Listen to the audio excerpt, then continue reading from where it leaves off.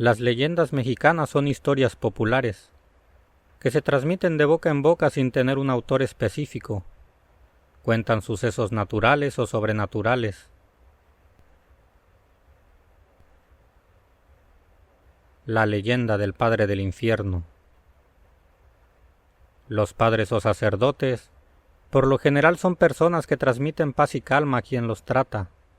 Son una conexión con ese mundo religioso y místico.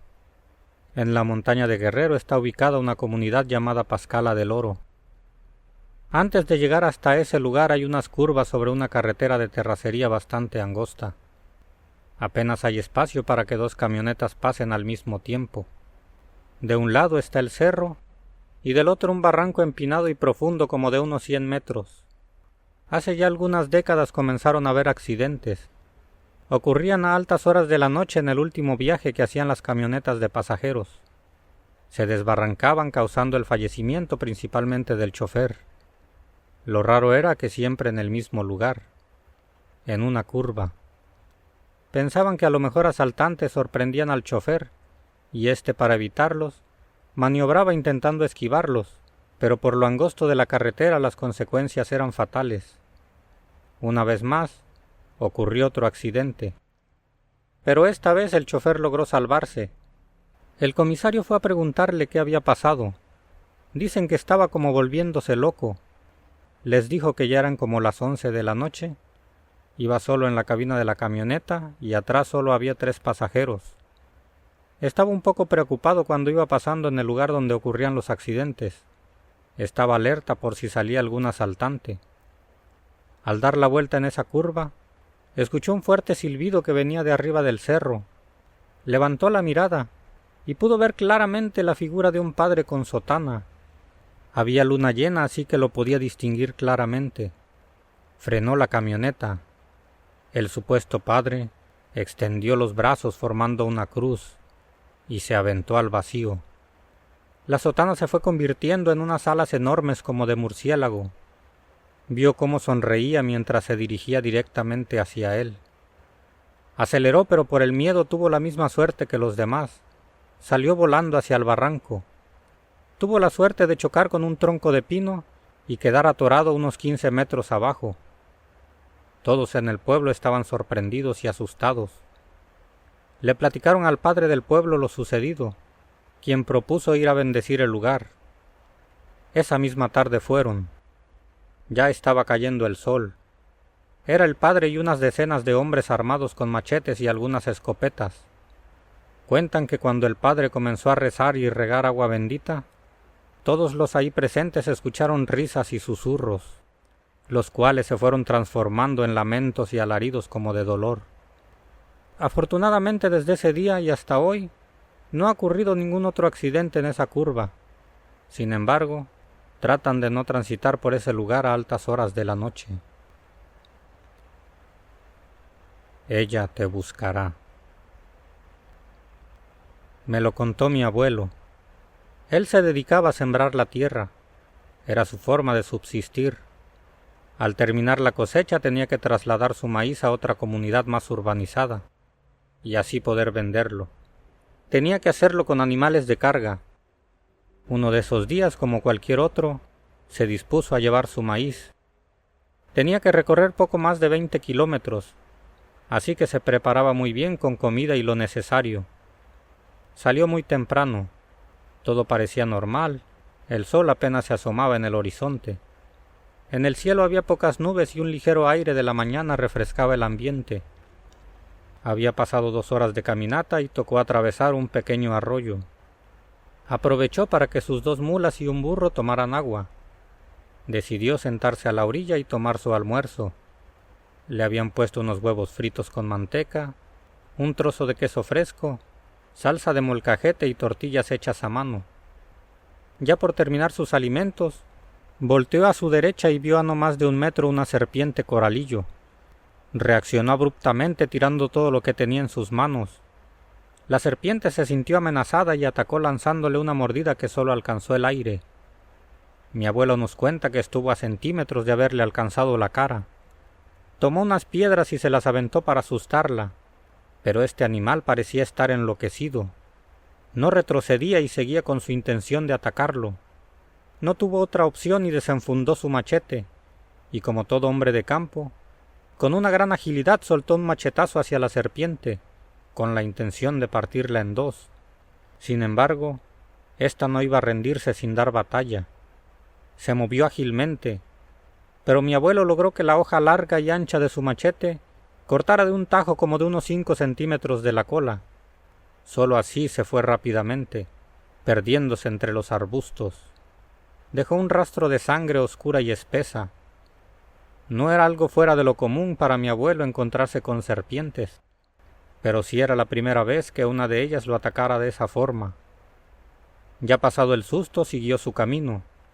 Iba entrando al pueblo de su destino, cuando al costado de la carretera de terracería vio otra coralillo. Lo quedaba mirando. Esta vez no se confiaría. Desenfundó su machete, alejando a sus animales al otro lado de la carretera. El animal al ver esta acción retrocedió perdiéndose, no sin antes dejar ver que le faltaba un pedazo de su cola. Se sorprendió un poco, pero no le dio importancia y siguió su camino. Era imposible que fuera la misma. Realizó su venta, compró algunas cosas y regresó a su casa. Ya en la tarde estaba descansando. El sol ya se había puesto y apenas algunas estrellas aparecían en el cielo. Estaba recostado en una hamaca cuando volteó a ver hacia el suelo. Casi se le sale el corazón al ver a esa coralillo en posición de ataque. Era la misma. No había duda, ya que le faltaba la parte que su machete había cortado. Se levantó de un salto y tomó rápidamente un largo palo de roble del grueso de su puño. Lo tomó como si fuera lanza y comenzó a tratar de aplastar el cuerpo de ese animal. Esquivaba los golpes con una agilidad sorprendente mientras se iba acercando cada vez más, hasta que uno de tantos golpes que tiró mi abuelo logró acertar justo en la cabeza de ese animal. Lo presionó con el peso de todo su cuerpo. Sin embargo, parecía una bestia de una gran fuerza. Así estuvo como 5 minutos hasta que por fin dejó de moverse. Se sentía exhausto, pero más por lo increíble de la situación que por la pelea que había tenido con ese endemoniado animal. Rápido juntó basura con ramas y hojas en el patio. Prendió fuego y aventó la serpiente. Vio cómo aún se estuvo retorciendo por un par de minutos. No dejó de avivar el fuego hasta que estuvo seguro que se había convertido en cenizas. Mal aire. Las noches se hicieron para descansar. Es lo que siempre nos decía mi abuela. Ella, como muchos de nuestros abuelos por los años vividos, tenía mucha experiencia y sabiduría en diferentes temas. Así también tenía creencias muy arraigadas que había recibido de generaciones atrás. Tal vez hay personas que tengan posturas diferentes, o su lógica sea más apegado a la ciencia, y eso se respeta. Algo que nos recomendaba mucho era no andar solos a altas horas de la noche, ya que según ella, había todo un sinnúmero de seres, demonios, espíritus o incluso cosas que eran muy difíciles de explicar, pero que de igual forma su objetivo era causar daño a quien se cruzara en su camino. Una de estas últimas es el mal aire. Según su explicación, ronda por las noches, en calles, lugares solitarios o despoblados. Te ataca principalmente si andas solo. Sientes un aire que te envuelve, pero este va acompañado de algún espíritu o demonio. Sientes un miedo indescriptible. Si bien te va, te provoca una embolia, principalmente en la cara. Y otros menos afortunados locura de por vida o incluso un infarto. Me dijo que si iban a tiempo con alguna curandera que fuera buena, había posibilidad de curarse. Cuando terminé la prepa me salí de mi casa para probar suerte. Uno de mis primeros empleos fue de lavalosas en un restaurante que está frente a Plaza Galerías, en Zapopan, Jalisco. Trabajaba en el turno de la tarde. Salíamos a las 12 de la noche y teníamos que esperar el transporte. Lo hacíamos afuera del restaurante. Así que nos acomodábamos mientras algunos platicaban y otros, como yo, me sentaba recargado en la pared mientras dormitaba un poco. Me llamó la atención una plática que tenían dos señores. Uno le contaba que tenía un sobrino enfermo, que ya tenía casi un año y no sabían qué era lo que tenía. Le contó que una noche era fin de semana. Salió del trabajo y llegó a su casa donde vive también su hermana. Cenó y se le antojó fumar un cigarro. Así que abrió la ventana de la entrada para aventar el humo afuera mientras veía la calle sola y vacía. En eso estaba, cuando vio a su sobrino que apenas había cumplido 18 años acercarse. Seguro había ido con algunos amigos, así que no le pareció extraño. Antes de que su sobrino abriera la puerta, un gran ventarrón apareció que no pudo explicar cómo surgió así de repente. Era demasiado helado, como cuando abres el congelador. Vio que su sobrino comenzó a tirar manotazos al aire mientras gritaba, como si el viento le causara dolor. Lo vio caer al suelo retorciéndose. Salió rápidamente para ayudarlo y vio como un pequeño remolino se alejó desvaneciéndose a unos metros.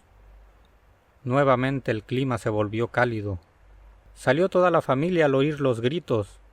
Vinieron paramédicos y se lo llevaron para estabilizarlo con sedantes, ya que no dejaba de gritar mientras se retorcía sin control. Le hicieron toda clase de estudios, incluso un antidoping para descartar drogas. Sin embargo, ninguno dio respuesta de lo que tenía. El muchacho vive como en otro mundo. Tiene la mirada perdida, y desde ese día no ha vuelto a pronunciar palabra alguna. Solo emite sonidos raros mientras abre los ojos, como si recordara algo perturbador. Siempre te observa.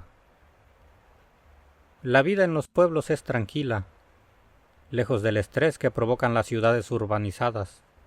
Si sabes trabajar la tierra, obtienes lo necesario para vivir, y hasta para tener algunos lujos que solo pueden darse las personas que viven en ciudades. Me gusta mucho el campo. Era el estilo de vida de mi padre y mi abuelo. Ahora yo también quiero seguir esa vida tranquila y rodeado de la naturaleza.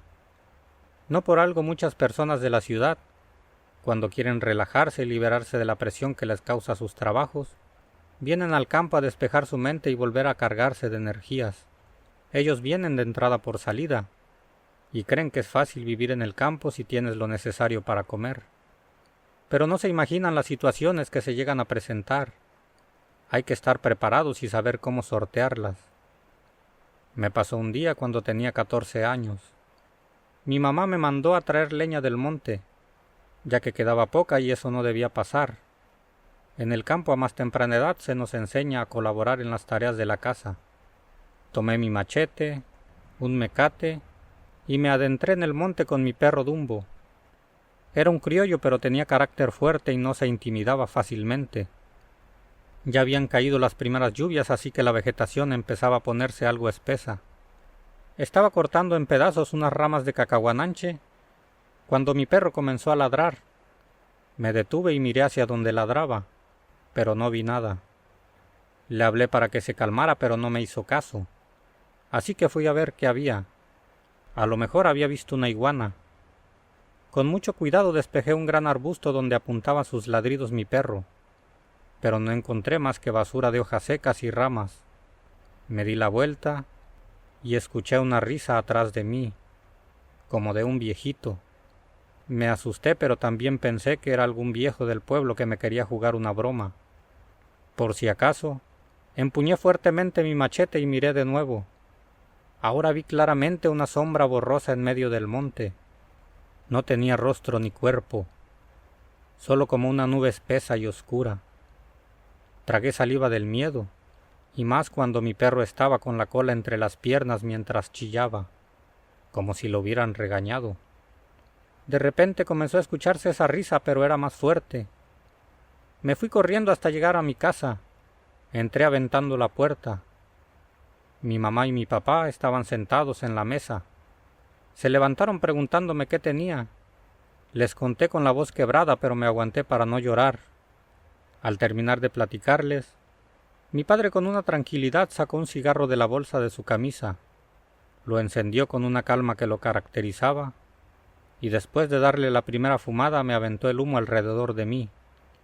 Luego me dijo con voz serena que eso que me había encontrado era el señor del monte, que cuando pasara eso no lo quisiera enfrentar, que le pidiera permiso de pasar o de retirarme. De esa forma nunca tendría ningún problema. Pasó un tiempo en que trataba de no adentrarme tanto en el monte.